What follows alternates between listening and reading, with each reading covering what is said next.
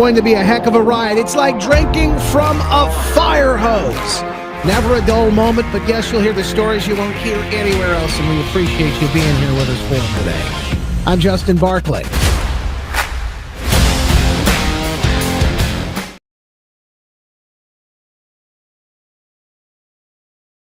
I tell you, I've been following this story, but just very loosely.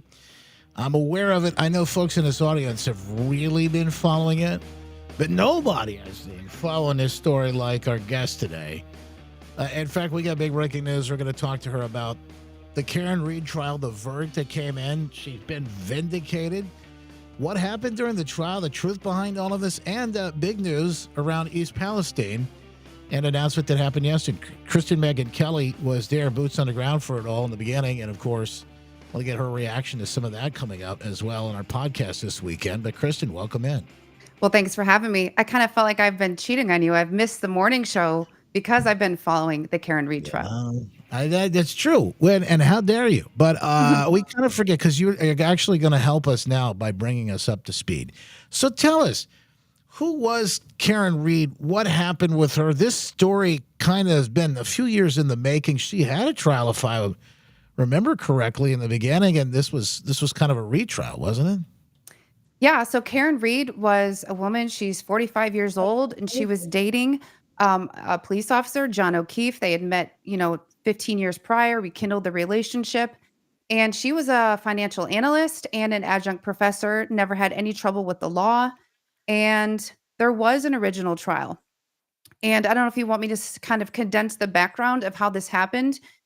But if you understand, we have to first go back to the history of corruption around the Canton PD and the Boston PD. And a lot of people may not know, I've been working in police accountability for like 15 years to bridge the gap between the can do no wrong and always do wrong. To just say that we need fair due process and transparency and full accountability, and that your badge does not grant you extra protections. If you do wrong, you shall be held accountable. If you didn't, you shall also be provided the same fairness in a trial.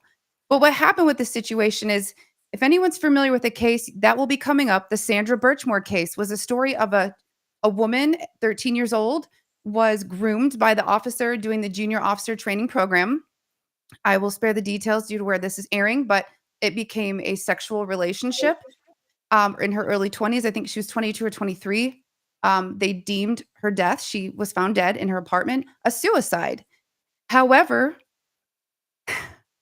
this was a major cover-up because the feds came in and determined it was not a suicide due to the type of bone in her neck. She was murdered. And then you get the footage of that officer, Matthew Falwell, coming in. And yes, he's going to stand trial now. But why that's important to the Karen Read trial, the same DA, the same prosecutor, the same detectives, the same IT detectives in the Canton Boston PD, all were part of the Sandra Birchmore case and all played a role in covering up a murder into a suicide. So I have been following true crime for years, and Karen Read was accused. The backstory basically is you had all these people that know each other. They're all part of the Canton PD, the Boston PD. One gentleman is an ATF agent, but is stationed in Canton PD. They all went out one night into a bar. There was jealousy that ensued with one of the officers who had a thing for Karen Read. And all of a sudden, they get invited to this party at the house of a man named Brian Albert, who was a Canton police officer.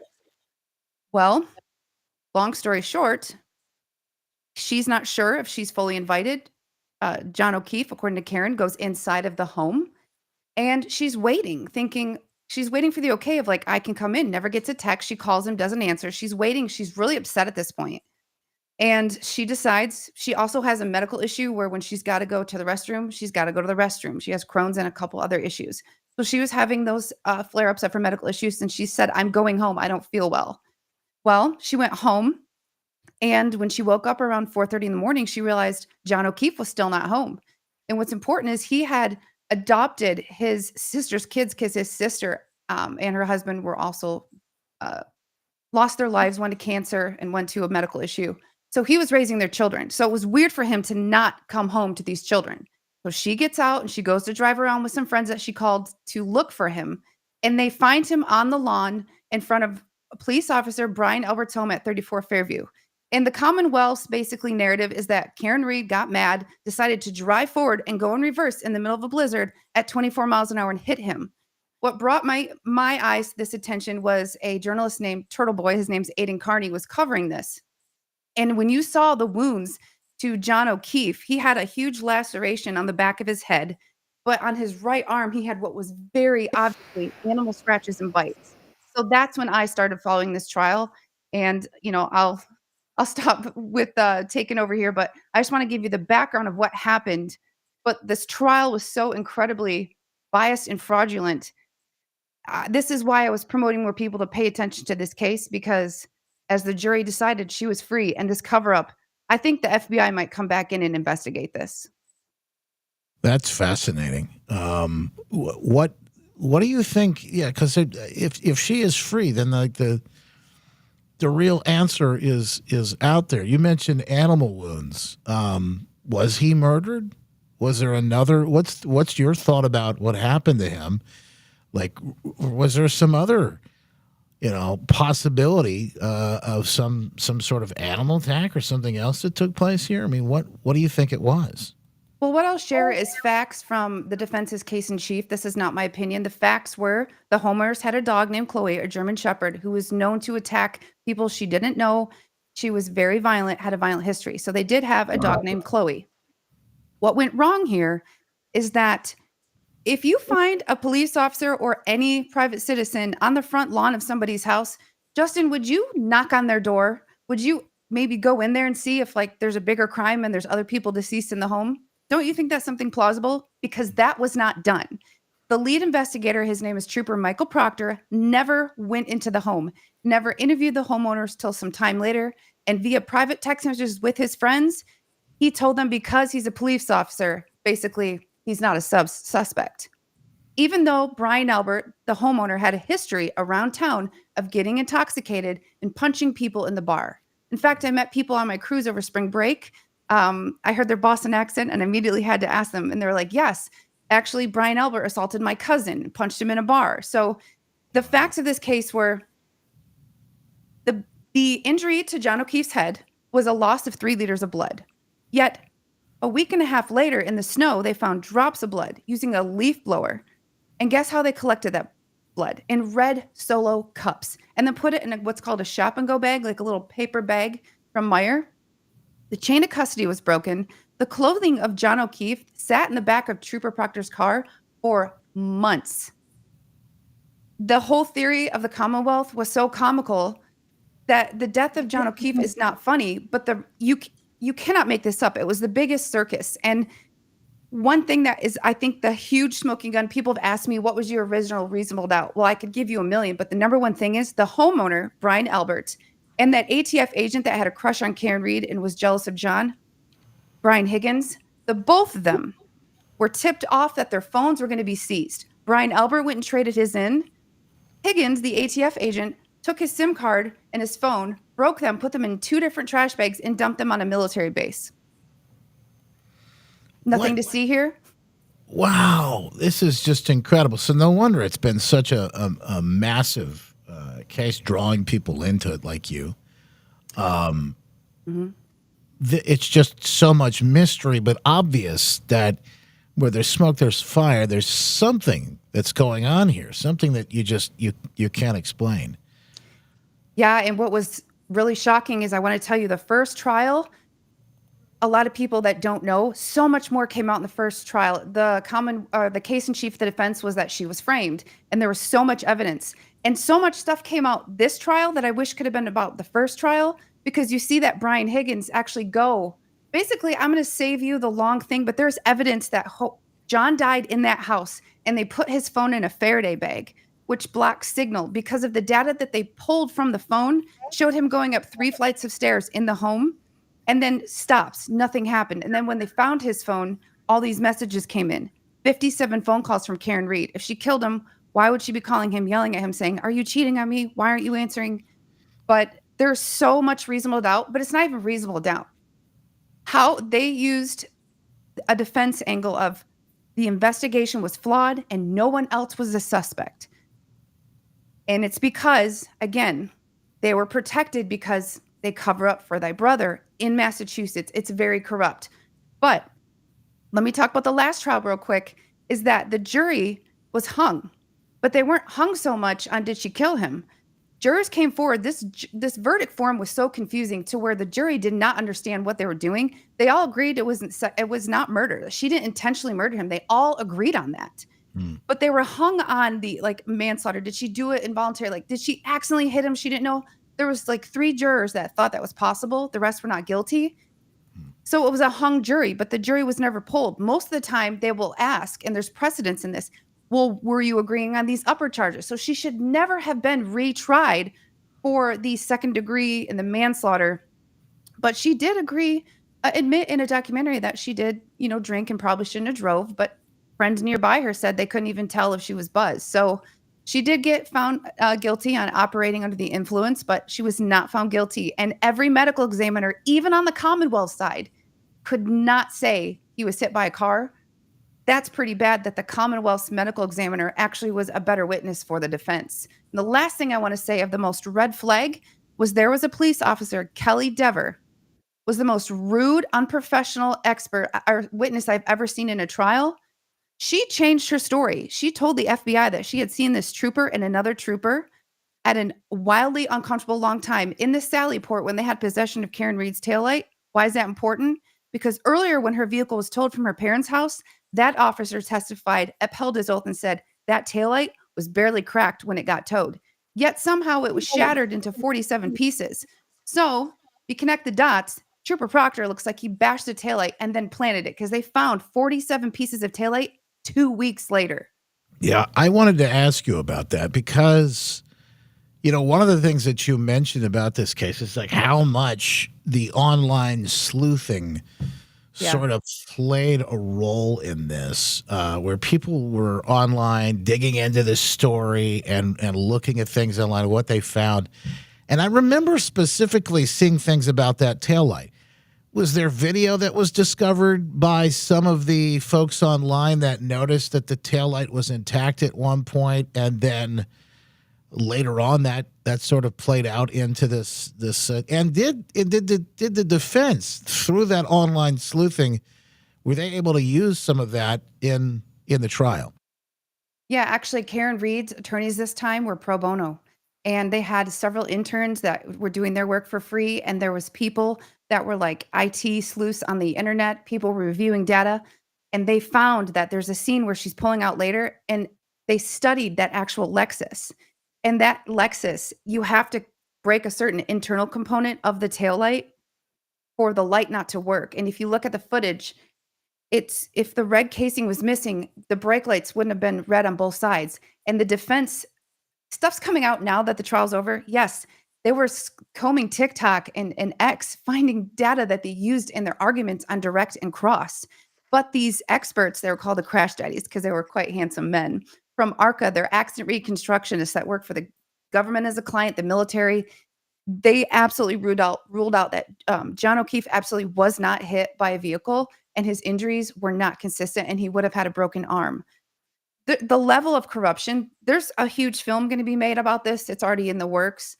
First, an honest documentary, and then they're going to film after the first of the year. I think that when people see this, they will now understand why I tell you it is the most corrupt court case I have seen in my lifetime. So I was actually really shocked why so many of the anti-Karen Reed crowd were actually right-wing and were they doxed me on the internet because I was for free Karen Reed. I can tell you, Justin, between all my strange views throughout the years and fighting for the mandates and all the things, I have never had more hate speech and threats thrown at me than being a supporter behind Karen Reed and getting the truth out.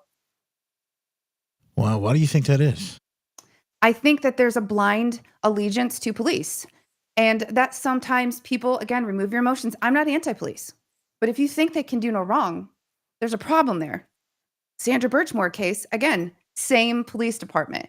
So we have a problem within this police department, and how you gain trust in the communities, especially minority communities who are more afraid of policing. You have to have accountability.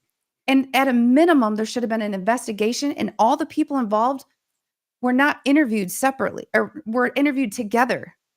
when you are doing an investigation, I do root cause investigations for injury and illnesses. I even have to interview employees separately to see if the story is the same, if there was eyewitnesses. No, they interviewed, gave them time to get their story correctly. And the biggest smoking gun was that one of the women involved in this Googled at 2:27 a.m. a typo, "Has long to die in cold." He was not found until about 5:30 in the morning. And luckily the homeowners, oh, this is one other thing, Justin, just for people to understand. This house where John O'Keefe was found dead in front of the lawn, that house was a family home for generations for the Alberts.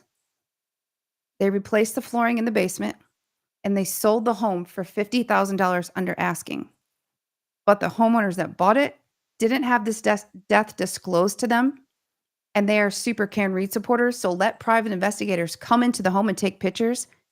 There are very suspect stains in the garage. And if you looked at the medical examiner, Dr. Lapazzato, she said he had to have fallen on a ridge and granular. If you look, there's like a crack in the garage with like an uneven surface. That's what I'm saying. There's so much reasonable doubt, but there's so much evidence to prosecute these people. And it's just insane to me because this could be any one of us. I mean, this is going to make people scared to date people in law enforcement. But we have to have accountability because no person all of a sudden is on high moral ground just because of their profession. There's horrific people in my profession and probably yours too, Justin. And I just think that we have to remove this blind allegiance to a profession because bad people can be in professions that are designed to protect we the people. In this case, we need an overhaul in the FBI second investigation into this case. No doubt about it. I'm sure that will come as this continues to be something that people are going to be talking about. I think, I just want the truth. And obviously, you want justice to happen. You don't see anybody get railroaded in a situation like this.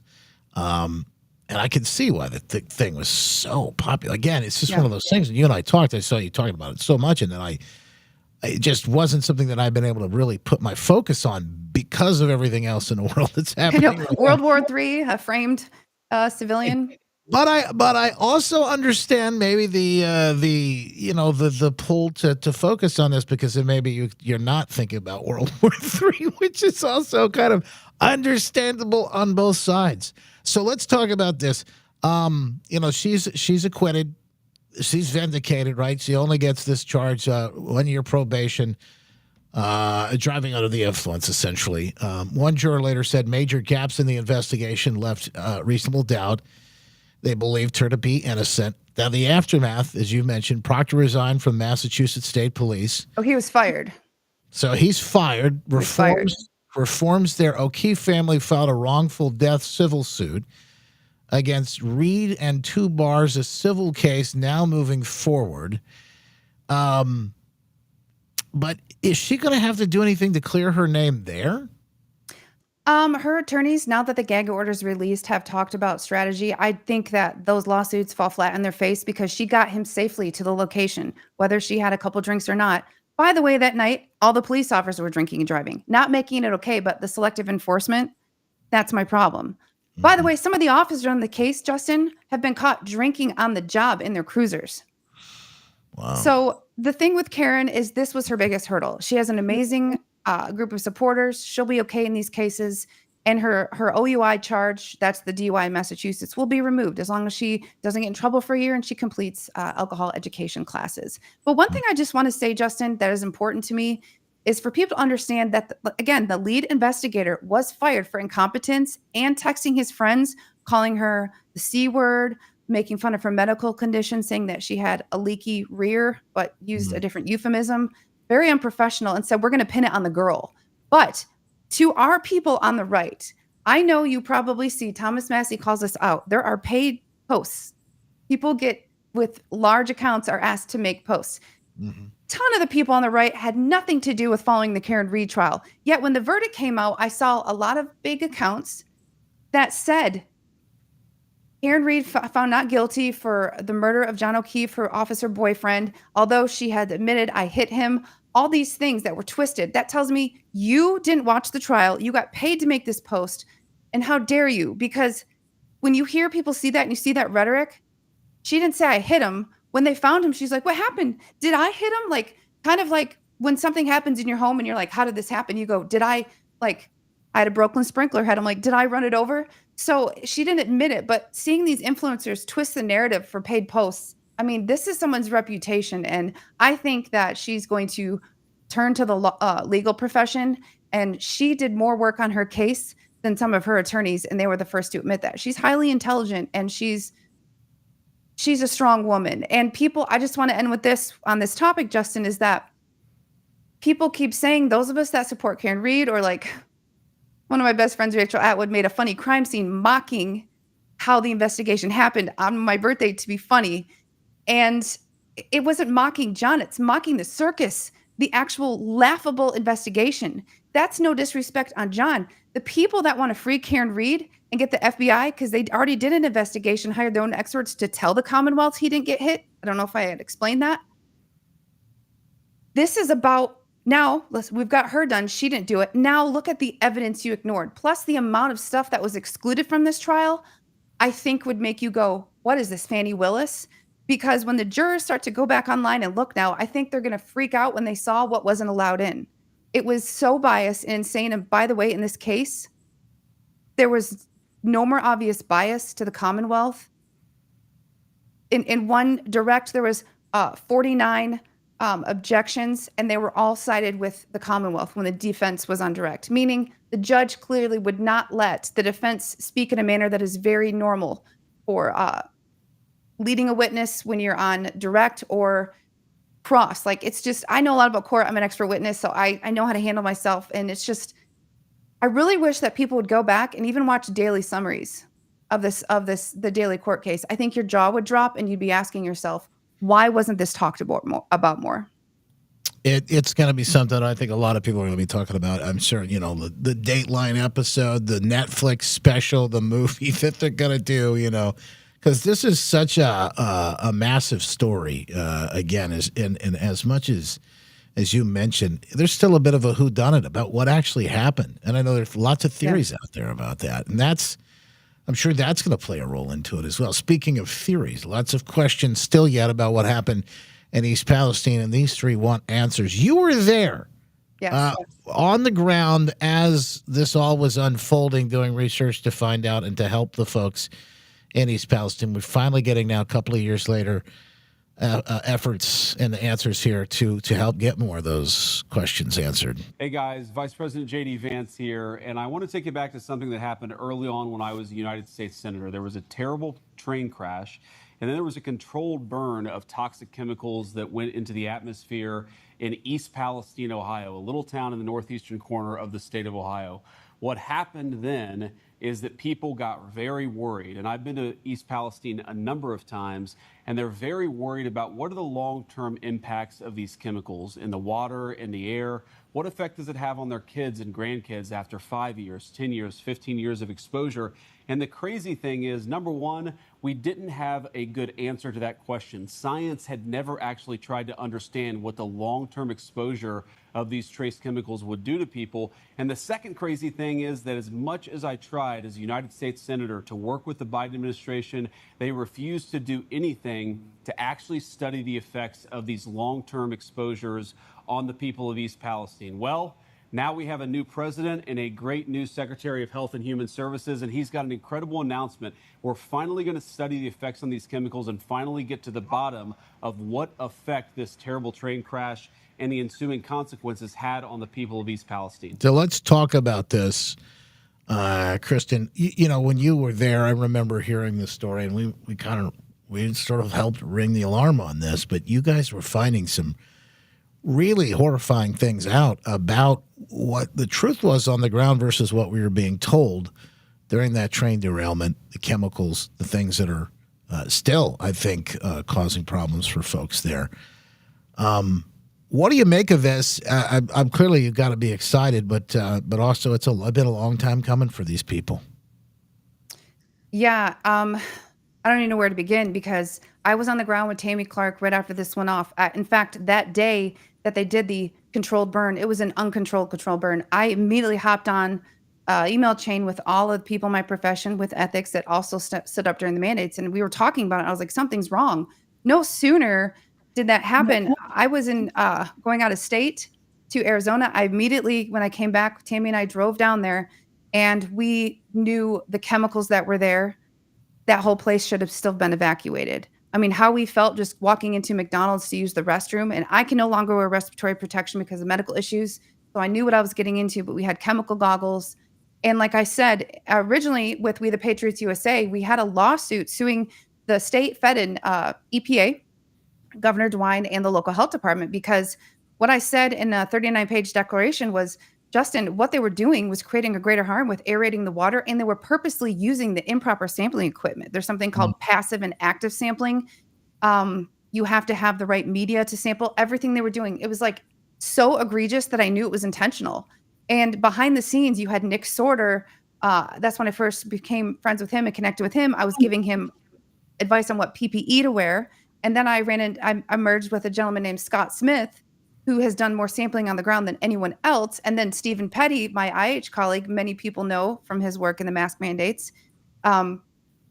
We all got together, and then we had all these toxicologists and scientists come together. We formed like a Marvel team behind the scenes. We've been sharing data for years and fighting. And one of the worst things that happened was that a class action lawsuit went through there. And Scott Smith and I were talking against that, because the only people that are compensated through that are the lawyers. These people are getting $2,000 checks, and their men have breast cancer. It's a reproductive health hazard. People are getting respiratory illnesses. It's a contact skin hazard. It's a GI hazard.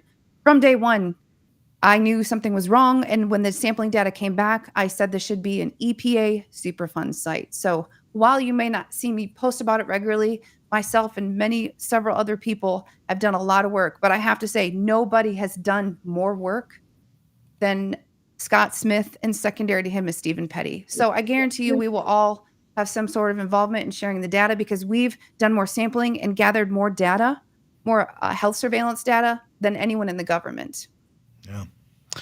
What do you think is, I mean, obviously you can tell us what you guys have found, but what do you think is going to be found as they continue to look into this? That it should be a Superfund site, because the contaminants and the toxicants, remember, So toxicants. what does that mean? So to explain that to us. So toxins are more like naturally occurring things that are toxic. Toxicants are formed when toxins are made more in an industrial setting and combined. So it's man-made toxicants. Think like man-made versus natural. So the toxicants that were formed from the burn that created more hazards, more chemicals that were combined, the dioxins, are what is the problem. There's really no safe, and there is proof of generational contamination, meaning that you have children, these things can now spread down, just like Agent Orange can harm your children and your grandchildren. It goes on down the line. It's very bioaccumulative. So with my background in toxicology and doing environmental sampling for 23 years, I was able to guide people on the ground that needed to be in respirators and go through the data and donate my time and go through the results and do the calculations and then hand it over to the other toxicologists and people way more credentialed than me. It was such a beautiful team effort. But what they're going to find is the amount of people that are having health issues there. And then you deal with soil vapor erosion, which is when you have these contaminants that have now settled into the soil. When you have rain and heat and humidity, just think of it like it just keeps coming up like a volcano. So if you have cracks in your basement, your foundations, I always tell people, look to what Congress passed a few years ago, the PACT Act, addressing the improper trash burn pits. My husband was impacted by it. So many veterans are getting increased ratings because they're now feeling the health effects of those burn pits because of the dioxins. So basically if you're a veteran and you already have an assumed compensation because of how bad it was. So if the government is doing that for veterans, why didn't they do this for the people of East Palestine, Ohio? Because dioxins are contaminant in theater in a war zone, and they are in a residential area. You know, it's wild is that Biden often talked about that, you know, particularly burn pits and whatnot with his son. And here he was overseeing this and didn't bring it up. It didn't even get brought up at all with the people of East Palestine.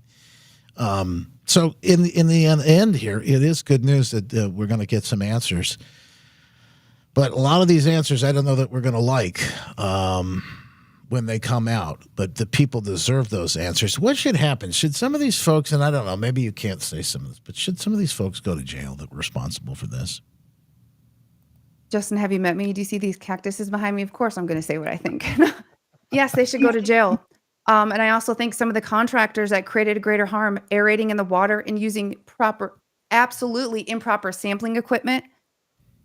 I don't even know how to relate it. Imagine you had a huge laceration and you go and they don't clean your wound and they just use store-bought super glue to close your wound. Instead of cleaning the wound, doing staples or sutures based on how deep the gash was. That's what it's like they know they're doing something wrong and they know that that wound's going to tear open. That's what happened. They created a greater harm. They knew it. They violated their own standards, just like OSHA violated their own standards during the 4-year madness. The EPA has done the same. And it's because big industry is always protected by the EPA. I've seen this throughout my whole career. They go after the mom and pop shops that are creating human and environmental impacts. But when it comes to the railroads, you want to talk about lobbying and pressure? It's massive within the EPA. Will we see accountability? I don't know if we'll see accountability. If they do a root cause investigation and they actually interview a lot of us and there are whistleblowers involved, I think there can be, if not forced resignations, but there should definitely be accountability. People in my profession can go to jail for improper methods, claiming to be an expert. If you're certified in something and you don't do what you're trained on, that's why during the Flint water crisis, you saw people originally charged because those are people in my profession, IH, environmental. Not only should people get accountability and lose their jobs, there's a $10 million investment, and I am against wasteful spending in the federal government, but all the other money we've wasted, these people need to have money to relocate and have their medical bills paid for by the rest of their life. And this is causational through the EPA's improper handling, just like 9/11 saying it was safe with the asbestos, but it should be split between the EPA and Norfolk Southern. Kristen Meghan Kelly, we're going to continue to follow the latest on this Karen Reed trial and everything. Thank you so much for taking the time. I know you got important things to do and you got to run out, but thank you so much for being here with us today and sharing. Well, thank you. Can I just give one piece of advice here? If anyone really wants to dig into this, and all this journalist can be spicy, but this video is an hour and it's clean.